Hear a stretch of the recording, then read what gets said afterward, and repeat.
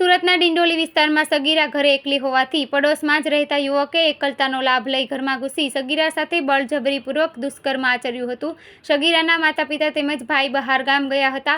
તે દરમિયાન પાડોશીએ દુષ્કર્મ આચર્યું હતું. તે અન્ય પાડોશી સગીરા સાથે અડપલા કર્યા હતા. સગીરાના માતા-પિતા ઘરે આવતા સમગ્ર હકીકત માતા-પિતાને જણાવી હતી, જેથી માતા-પિતાએ પોલીસ મથકમાં ફરિયાદ નોંધાવી હતી.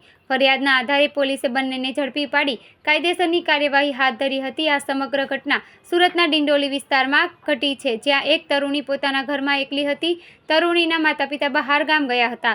સગીરા અને તેનો ભાઈ ઘરે હતા. તે દરમિયાન તેમનો ભાઈ પણ બહાર ગયો હતો, જેથી સગીરાની એકલતાનો લાભ લઈ પાડોશી સગીરા પાસે આવ્યો હતો અને કામનું બહાનું કર્યું હતું.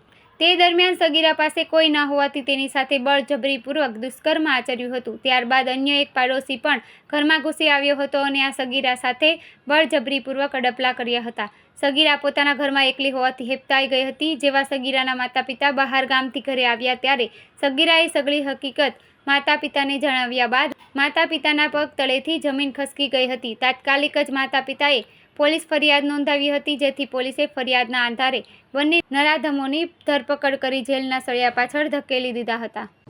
ડિંડોલી પોલીસ સ્ટેશન વિસ્તારમાં એક બાળકી સાથે દુષ્કર્મનો બનાવ બન્યો છે. આ ઘટનામાં હકીકત એવી છે કે એ બાળકી સાથે એમના જ પડોશમાં રહેતા એક વ્યક્તિએ એના સાથે દુષ્કર્મ આચર્યું. સવારે એના ઘરે કોઈ ન હતું ત્યારે એના પેરેન્ટ્સને બધા બહારગામ હતા. ત્યારે દીકરીના ઘરમાં તે આવ્યો હતો અને એને આવીને થોડું કામ છે ઘરમાં એમ કરીને અંદર આવ્યો હતો અને એની સાથે જબરદસ્તી કરી હતી. આ ઘટના બાદ એકદમ તે સહેમાઈ ગઈ હતી અને તેને આ હકીકત કોઈને કહે એ પહેલાં બીજે દિવસે સવારે એની જ પડોશમાં રહેતા અન્ય એક છોકરાએ પણ આ જ પ્રકારની એના સાથે હરકત કરી હતી, જેમાં એની સાથે શારીરિક અડપલા કર્યા હતા અને એની છેડતી કરી.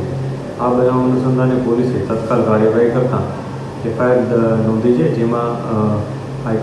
જેમાં પોક્સોની કલમો અને બીએનએસની જે દુષ્કર્મ બાબતની કલમો છે એ ઉમેરી અને ગુનો દાખલ કર્યો છે. અને આ ઉપરાંત આ ઘટનામાં પોલીસે બંને આરોપીની ધરપકડ પણ કરી છે. ધરપકડ બાદ બંને આરોપીઓને પ્રોપર ઇન્વેસ્ટિગેશન કરવામાં આવે છે અને આગળની કાર્યવાહી શરૂ કરવામાં આવે છે. સર, અન્ય જે આરોપી છે કઈ રીતના ધમકી આપી હતી એને પીડિતાને?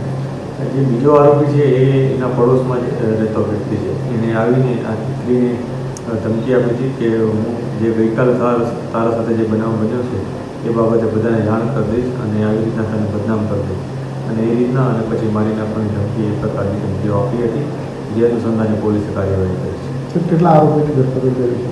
આ ગુનામાં 2 આરોપીની ધરપકડ કરી છે. પોલીસ આ બંને આરોપીઓનો જે પાસ્ટ છે એને પણ તપાસી રહી છે. જે પણ હકીકત સામે આવશે એ મુજબ અમે આ બંને આરોપીઓ પર અને અન્ય કોઈ વ્યક્તિ જે પણ હશે એના ઉપર કાર્યવાહી કરીશું.